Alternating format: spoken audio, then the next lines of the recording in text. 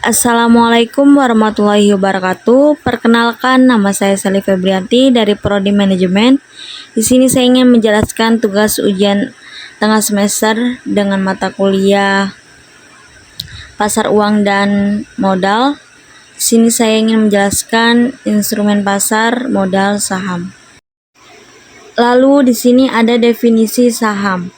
Saham dapat didefinisikan sebagai tanda penyertaan atau kepemilikan seseorang atau badan dalam suatu perusahaan atau perseroan terbatas. Wujud saham adalah selembar kertas yang menerbitkan suatu berharga tersebut.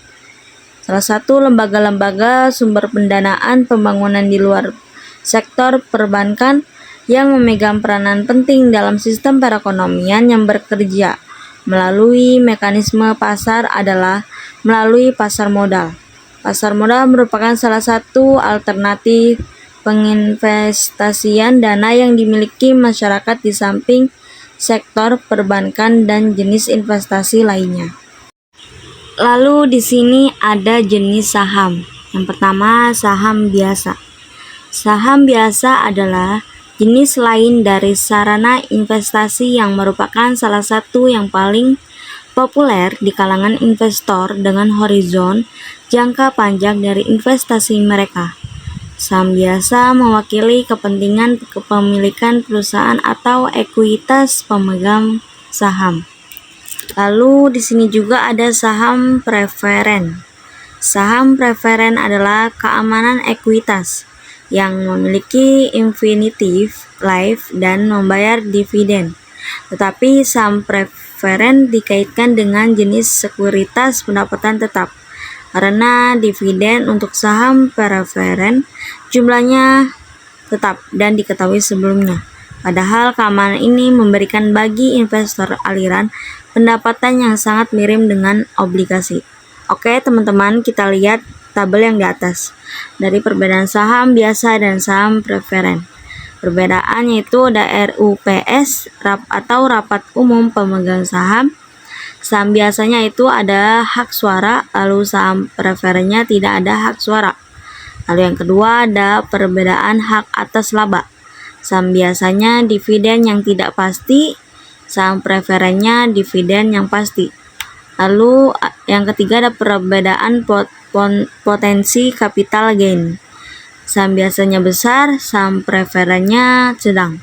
Lalu yang terakhir ada klaim aset saat likuidasi. Saham biasanya hak pengambilan terakhir dan saham preferennya hak pengambilan diutamakan. Lalu di sini juga ada saham biasa, yaitu ada keuntungan dan kerugiannya. Yang keuntungan ini utama dari saham biasa sebagai investasi. Yang pertama ada pendapatan investasi biasanya lebih tinggi. Lalu yang kedua ada investor dapat menerima pendapatan operasional dalam dividen tunai. Lalu yang ketiga ada saham biasa memiliki likuiditas yang sangat tinggi dan dapat dengan mudah dipindahkan dari satu investor ke investor lainnya. Lalu yang keempat, ada biaya transaksi dengan saham biasa yang terlibat relatif rendah. Lalu yang kelima, ada harga nominal saham biasa lebih rendah dibandingkan dengan sekuritas lainnya. Nah, kerugiannya dari utama saham biasa sebagai investasi. Yang pertama, ada saham biasa lebih berisiko dibandingkan dengan banyak jenis sekuritas lainnya. Lalu yang kedua, pemilihan sekuritas ini rumit, persediaan tinggi dan sulit untuk dievaluasi.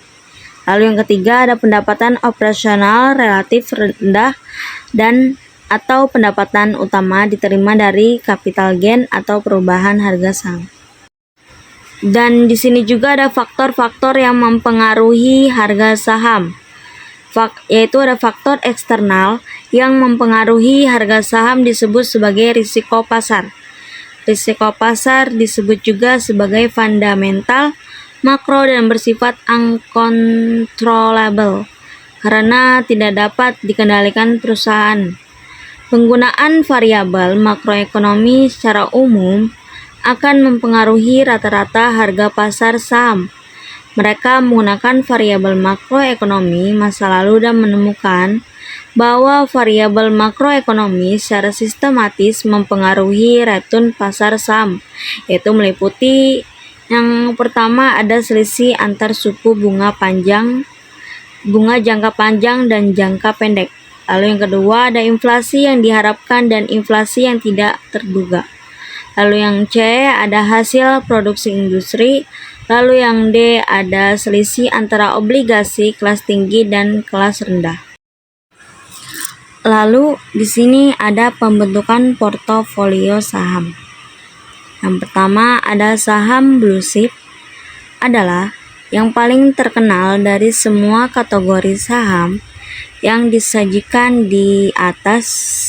Saham-saham ini mewakili perusahaan paling terkenal di antara komunitas investasi, tapi sulit untuk mendefinisikan dengan tepat kategori saham ini karena banyak kasus saham blue chip disajikan dengan menggunakan contoh perusahaan. Lalu yang kedua ada stok pendapatan. Nah, stok pendapatan ini adalah stok yang pendapatannya sebagian besar dalam bentuk pendapatan dividen berlawanan dengan capital gain. Ini dianggap sebagai investasi yang konservatif dan dapat diandalkan, cocok untuk menambah penghasilan lainnya. Lalu yang ketiga ada stok siklis. Nah, stok siklis ini adalah sekuritas yang naik turun nilainya dengan tren bisnis dan ekonomi naik lebih cepat pada periode kondisi bisnis yang membaik dengan cepat dan meluncur sangat nyata ketika kondisi bisnis memburuk. Lalu yang terakhir ada saham defensif. Nah, saham defensif ini memiliki batas rendah dan karenanya ditugaskan ke saham dengan risiko lebih rendah. Diadakan oleh investor jangka panjang yang mencari stabilitas. Saham-saham ini sering menahan tekanan jual di pasar yang jatuh. Contoh terbaik dari stok defensif adalah perusahaan makanan, perusahaan tembakau dan alkohol dan utilitas. Nah, di sini juga ada tujuan berinvestasi pada saham. Nah, kita itu dulu. Yaitu tujuannya itu mendapatkan return atau keuntungan yang berasal dari selisih harga jual dengan harga beli dengan relatif lebih cepat dan dividen yang memberikan penghasilan berjalan. Secara khusus, para analisis pasar modal telah mengembangkan berbagai metode memperkirakan arah pergerakan harga saham individual dan secara umum termasuk analisis perdagangan, pendekatan faktor fundamental dan faktor teknikal. Oke, kita lihat teman-teman pada tabel yang di atas ini, yaitu ada investasi saham dan kelebihan dan kekurangannya. Kelebihannya itu berisiko rugi lebih kecil. Lalu yang kedua ada tidak perlu diperhatikan setiap saat. Lalu yang ketiga hasil yang lebih pasti. Lalu yang keempat keuntungan dari dividen perusahaan. Nah, kekurangannya itu yaitu yang pertama penghasilan jangka panjang. Lalu yang kedua likuiditas rendah. Lalu yang ketiga keuntungan relatif kecil.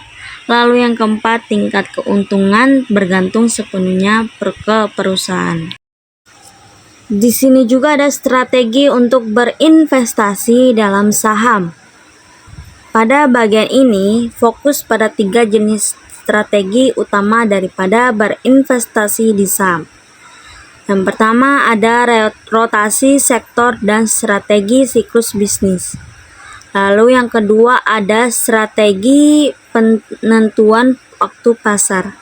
Lalu yang ketiga ada strategi penyaringan nilai, rotasi sektor dan strategi siklus bisnis. Nah, esensi dari strategi ini, setiap sektor ekonomi sebagai objek investasi potensial memiliki pola spesifik harga pasar yang tergantung pada fase siklus ekonomi atau bisnis.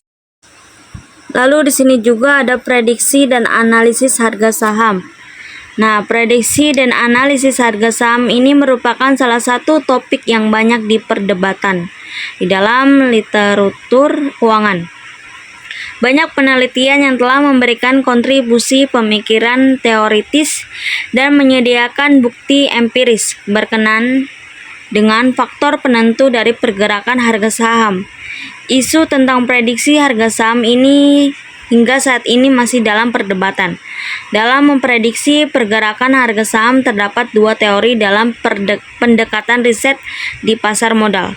Teori ini tersebut adalah Efficient Market Hypothesis atau EMH dan Random Walk Theory. Teori pasar efisien dikembangkan pertama kali oleh Fama tahun 1995. Dalam penelitiannya, Fama menyimpulkan bahwa perubahan harga saham secara harian mempunyai korelasi yang sangat kecil. Kemudian menyatakan bahwa di pasar aktif, tepat, dan mencakup banyak informasi dan investor cerdas, harga saham akan tepat dan mencerminta semua informasi yang ada. Lalu di sini juga ada makna analisis teknikal. Analisis teknikal ini adalah upaya yang memperkirakan harga saham dengan mengamati perubahan harga saham pada waktu lalu. Pemikiran yang mendasari analisis teknikal ini adalah harga saham mencerminta informasi yang relevan. Informasi tersebut ditunjukkan oleh perubahan harga waktu yang lalu. Oleh karena itu, perubahan harga saham akan mempunyai pola tertentu dan pola tersebut akan berulang. Asumsi-asumsi dalam analisis teknikal ini meliputi: yang pertama itu ada pasar mempertimbangkan semua persoalan. Para analisis teknikal percaya bahwa semua yang mempengaruhi harga pasar akan dicerminkan dalam harga tersebut. Oleh karena itu, studi tentang tindakan atau aksi harga adalah persoalan yang perlu diketahui. Lalu yang B ada harga bergerak mengikuti arah aliran. Para analisis teknikal percaya bahwa harga bergerak meliputi arah aliran tertentu. Selanjutnya, para investor dapat saja mengikuti arah aliran yang berlaku sehingga arah aliran tersebut berputar arah. Lalu yang terakhir, sejarah akan berulang. Analisis teknikal akan melihat ataupun menyelidiki psikologi pasar. Dalam hal ini, grafik digunakan untuk melihat pola tertentu yang mungkin berhasil apabila psikologi pasar berada dalam keadaan menarik ataupun menurun. Oke, baik, terima kasih teman-teman yang sudah saya paparkan materinya. Terima kasih banyak. Wassalamualaikum warahmatullahi wabarakatuh.